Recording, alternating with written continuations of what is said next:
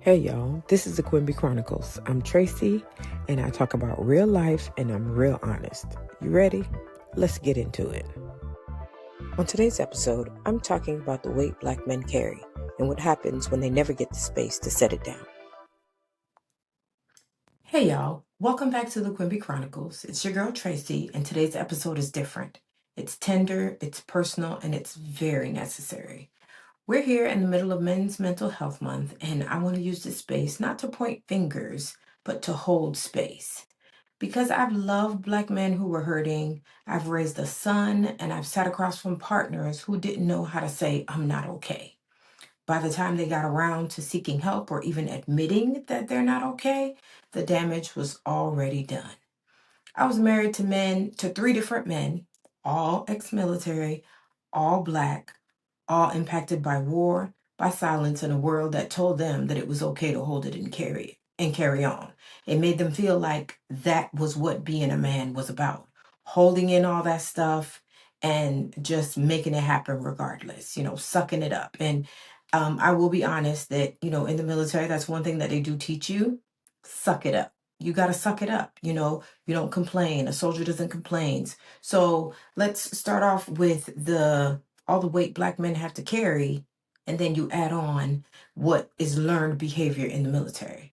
So this episode is for the ones who didn't have the words and for the women who've watched them suffer and wondered what more they could have done. Let me get my little tea. So let's start here.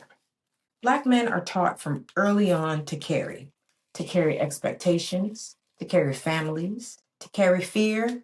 They're expected to carry all of that and not even flinch. They're expected to carry rage and never explode. They're expected to carry grief and keep going. We tell them to be strong, but we don't always show them how to be whole. And there's so much strength in being whole. At the end of all that, then we wonder, like, why are they so emotionally distant? Why are they so angry? Why are they so withdrawn? I see the narrative going around a lot, men just don't, they're men who just don't like women. And whatever the case or the cause of that is, I've seen what silence can do to a man.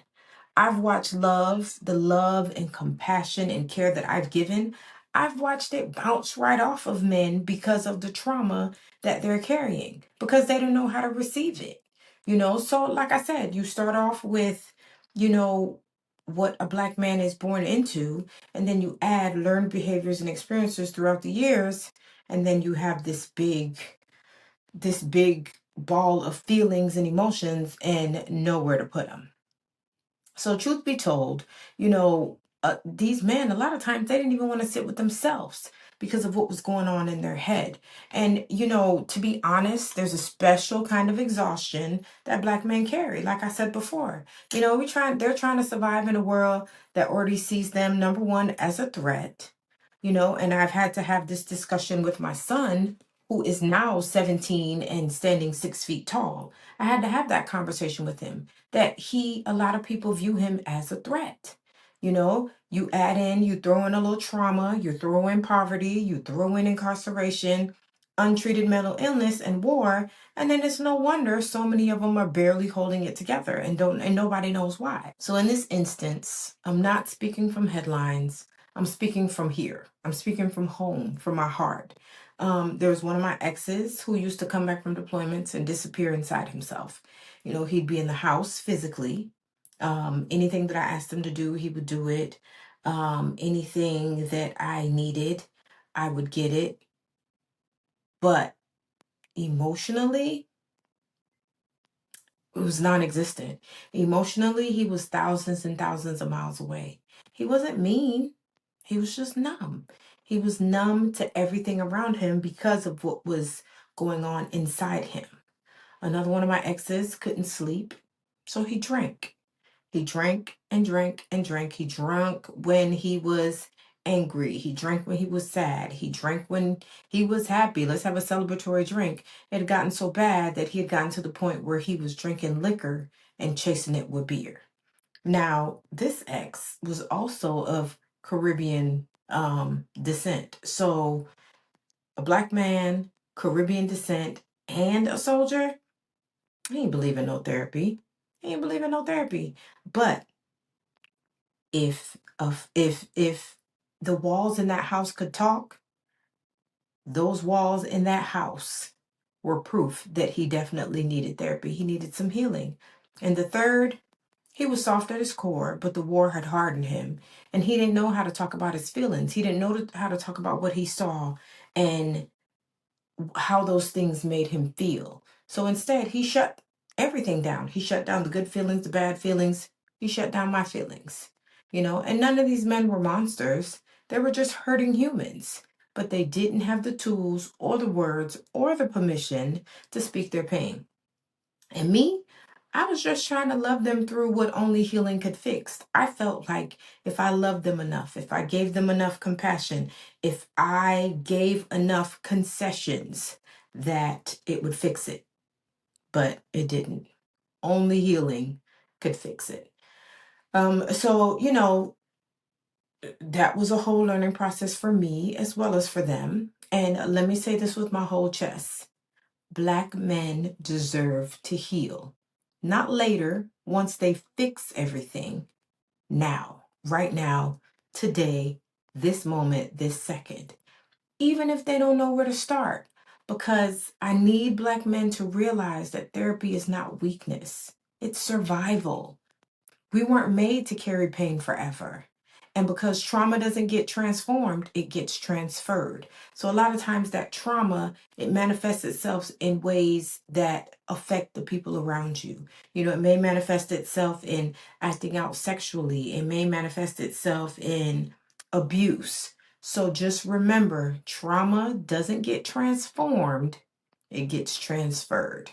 And I wish on everything I love, I wish that they'd had someone that would be able to convey this to them sooner. Someone that they trusted, someone that they believed. I wish someone told them that they could cry. I wish someone had told them that they could rest, that they could talk without being laughed at, dismissed, or judged. And I will say that that is it's something that I see a lot on social media. And I know social media is not real life, but I see it a lot where Black men say, I can't open up to my partner because I feel like I'm going to be laughed at. I feel like I'm going to be judged. And that is not right. That's not the answer. And healing doesn't mean you're broken. And that's what a lot of people think. A lot of people think, oh, I don't need healing. I'm not broken. No, you're not broken. You're human. And it means that you're trying to overcome the trauma that you went through. You're trying to make sure that it doesn't get transferred to your loved ones. And in this day and age, there's so many resources out there for Black men. There's therapy for Black men. There's Black Men Heal. There's the Safe Black Space. And of course, if you are a veteran, the VA has veterans counseling. And all of these resources are built to see you, they're built to hear you, and they're built to hold you as you are. Now, these situations that I'm talking about with men of my past, some of them are as old as 20 years old. So it's been a long, long time. And, hopefully those men have gotten the help that they've needed and they've become a more whole version of themselves than they were when, them and I went through this traumatic, dealing with this trauma. So if you're listening right now and you're a Black man, I want you to know, I see you. I love you. I know you're tired and you're not weak for feeling. You're not soft for crying. You're not less of a man for needing help. You've been taught to survive, but I want you to do more than survive. I want more than survival for you. I want peace for you. I want joy. I want softness. I want safety. I want it to be that even though, we think of you as our protectors, but I want you to have the feeling that there's somebody that's protecting you also. So I want you to find that safety, find that softness, find that joy, because you deserve to be whole. You deserve to be whole. You deserve to be held. You deserve to feel like your life belongs to you and not your mom, not your wife, not your kids. You deserve to feel like your life belongs to you. and definitely not to your pain or your trauma. So take that step. Take the step. Call the number, send the text, find the circle, because I'm pretty sure, well, I would hope, I'm not going to say I'm pretty sure, but I would hope that there's at least one person in your life that you can reach out to be like, hey, I'm not okay. I need to talk. And I will say, I said that I am raising a Black man, and I do make sure that I check in with him and I have conversations with him, and I let him know that it is okay for you to cry. It's okay for you to have feelings. It's okay to do whatever it is you need to do to be able to get over the trauma. So whatever healing looks like for you, go toward it, because you are so much more than what happened to you. And what's waiting on the other side of your silence, I'm hoping it's a more whole, more complete you, away from the trauma that you've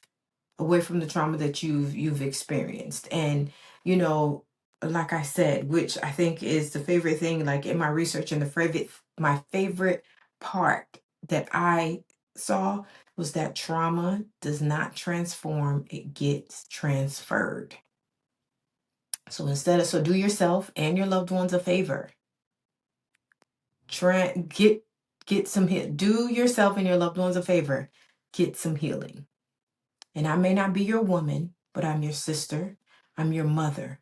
I'm your aunt. I'm your grandma, because I'm somebody's grandma. And I've loved men who look just like you and hurt just like you.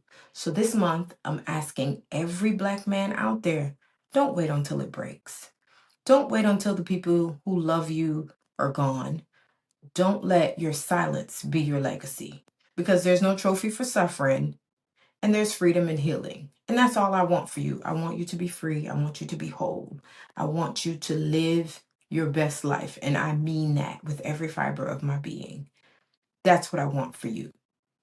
So if this episode has touched you, or if you know a man who needs to hear it, please share this episode. Send it to your dad, send it to your brother, send it to your son, your man, your friend, your coworker, whoever. Anybody that you know could benefit from this message, send it. Send it, send it, send it. Because a lot of times us as women, we don't have the words, and we don't know how to say, I'm here for you. Because we're not here to fix each other, but we can hold space for one another. We can listen, we can show up, and we can finally stop pretending that being strong means being silent. So that is it for me today. I want to thank you. I know this was a short episode, just because there's going to be a double episode this week. 2 episodes this week in honor of Juneteenth. That's the next episode. And it'll be posted tomorrow on Juneteenth. So happy Juneteenth. But thank you for watching this episode of the Quimby Chronicles. I'm your host, Traci, and I'll catch you next time. Take care of yourselves and each other. That's it for this chapter of the Quimby Chronicles. Keep growing, keep glowing. I'll catch you next time.